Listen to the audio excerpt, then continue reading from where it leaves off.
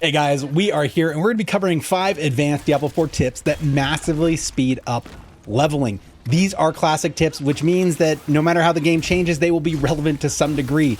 Now, there is a huge change coming in the next season, Season 4, a major overhaul. I will note where any slight changes happen, but these are good tried and true things that will help you breeze through early game, get into the end game, and start crushing out those absolutely amazing builds. If you get one thing from this, just know that's all you're looking for. It doesn't have to be all 5 are great for you. Anything that helps improve your gameplay and your ability to enjoy it is really what we're looking for. Let's start with the very first one.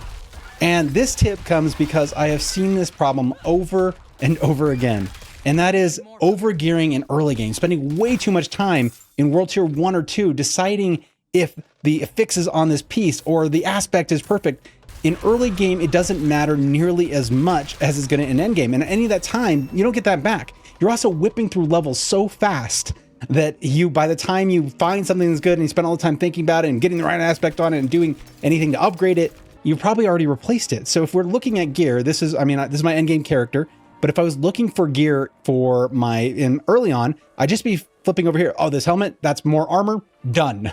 That's all I have to look for. And then I would also look for, oh, that's more attack, done. I'll just do it. I don't care if this is an axe versus mace or whatever it is.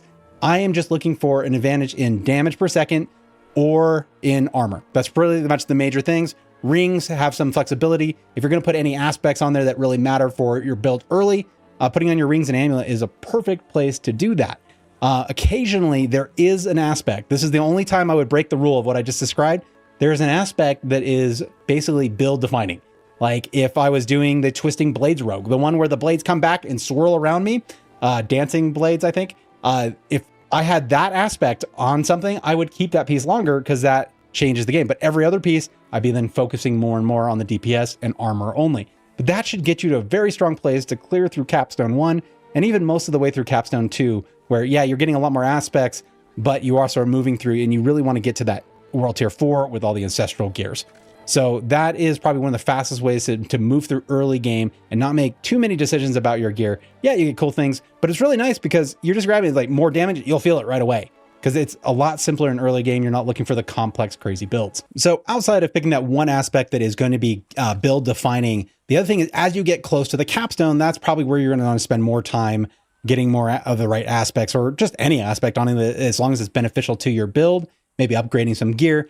You want to try to go into capstones as early as you can, but you also want to make sure that you're clearing it, not just running it over and over again because you can't really finish it out. So as I get close to finishing a capstone, I will upgrade. I will at least roll some aspect from the Codex power on every single piece. If you don't have a lot of resources because maybe this is your first pass through in a season, then just kind of focus on getting upgrades to at least 3. That's before it needs all of the kind of rarer materials that you need in endgame. So the next thing is something that's going to definitely help you again very early in the game.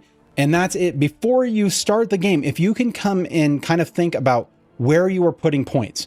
So if you're in the middle of the game, you're leveling up really fast. Like your first 20 levels or so are going to happen very quickly. You're also going to have 10 points to already use as long as you've cleared through the campaign and done all the extra stuff for Renown and Altars of Lilith. As long as you clear all that stuff, you're going to be sitting on 10 points. So one of the first things that I am going to recommend is if you have those 10 points, where do we want to use them? This is just a great tip because you start doing a ton of damage really fast. Early game, you're not worried about defenses as much.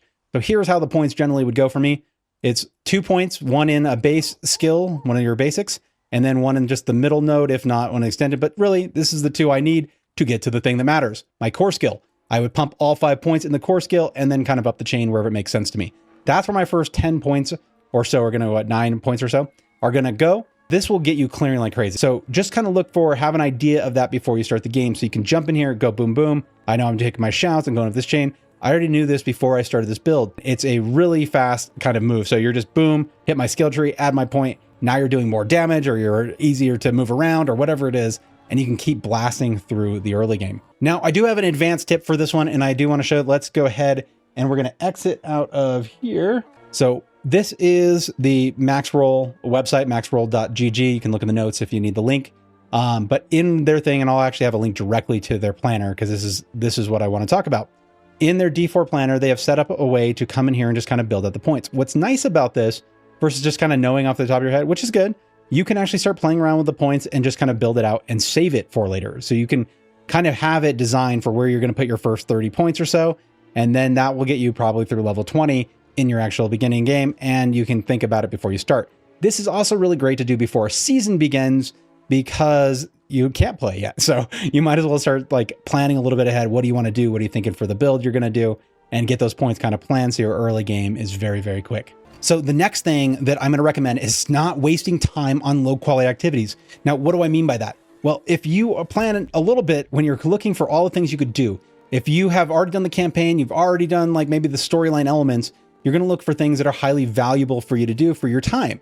Now, if it is a seasonal stuff and you haven't done the seasonal stuff, that's probably a great place to start. Start clearing out the little quests that they give you for the seasonal items. That's usually going to unlock some crazy power for that season that makes you far more powerful, and it'll make clearing mobs and leveling a lot easier. Now, after you've cleared those, then you're going to start wanting to look for overlaps. So right now I'm in endgame, so I have a Helltide, which in season 4, Helltides will start at the very beginning of the game. But for this season, that's not what was happening. So Helltides aren't here until World Tier 3 and 4. So you would then try to look for certain things like these. You would look for Tree of Whispers and then events that were lots going on.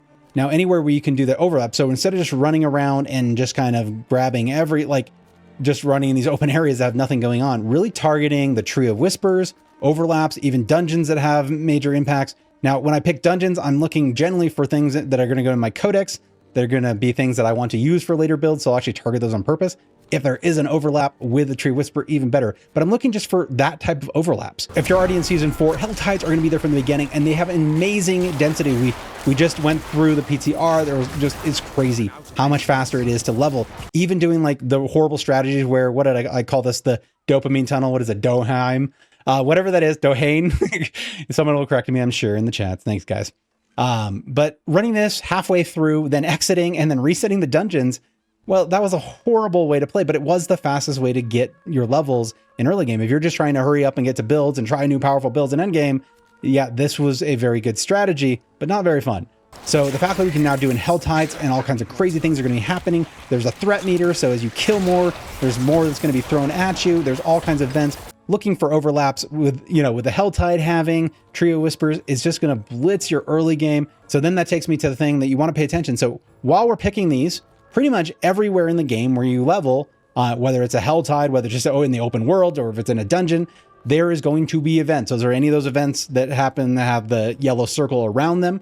You are going to want to clear those. If you're in dungeons, people were like running through them, just skipping them because they could have faster dungeon runs, but they were giving up on like almost half the experience by not doing the event. So the next event that pops up and a bunch of people who are laying on the ground suddenly need your help to kill tons and tons of monsters. Definitely take them up on it. It is well worth your time. It is a ton of experience and help you level up like crazy. The next thing that is on my list of tips that I think people really have to start practicing, this strategy is going to save you a ton of time if you do it. So instead of when you go back to a town, let's see, we'd come back in, we'd run over, and if you try to do everything that you normally do, like let's check my thing, let's break things down, I just have basically a spot in my stash where everything is already cleared out. And so all I'm going to do, I just did a few runs, I was doing some bossing, I'm just going to drop everything into this bag to be sorted later. Now this has a couple of advantages. A, it's really easy and on my way. And even if I do a little bit of filtering going, oh, this is too low of an item level, I don't care about that, or I'm not using swords, whatever it is, I can do some quick sorts, but I don't want to spend a lot of time. I just want to drop and run. Now everything that's left over, when I'm finally filling up this bag, I can come and sort. And now instead of looking for maybe a couple pants, if I'm lucky, I am actually looking at like 4 or 5. Oh, well, 7 or 8 here. But that allows me to kind of compare those against a bigger collection of items. And so it's a lot easier to see, hey, that one's a clear winner. And so instead of making like small marginal changes because you keep checking between rounds, you're waiting for a bigger jump and you can see it in that collection. Now it's worth your time to do the upgrades or get the aspect on it or whatever else you want to do, or re-roll that enchantment to make sure it has the perfect fixes for you. Now, there is something that I want to add to this. Those were the core 5, and I think those will be tried and true for most of your experience in Diablo 4, even as they keep changing things, which I'm so excited for. It needed it. Season 4, I think, is going to be a huge win. Now, the next thing you can do is quick gearing when you jump into new world tiers. So what I mean by this is there is a strategy that'll help you as you get into a new world tier, will keep you moving very, very fast. and getting to up to speed with the gear and the weapons and and armor that you need to really be crushing the mobs and keeping that experience, just, knocking that down as fast as you can.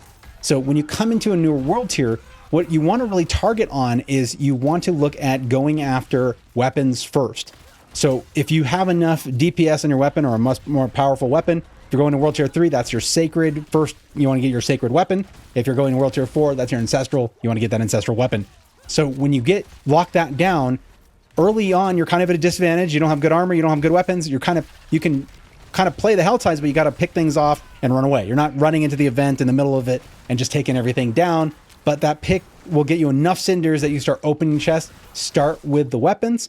Then once you get a good weapon, then you're clear. If you are still doing that pick-off method because they can kill you because you don't have the resistances or you don't have enough armor yet, then you're still clearing enough to get even more cinders and then start filling out the rest of your gear. This sounds like it might be you don't like the pick and run, and I don't either, but it's about 15 to 20 minutes, and many times I've found myself almost fully geared and sacred within that short of a time.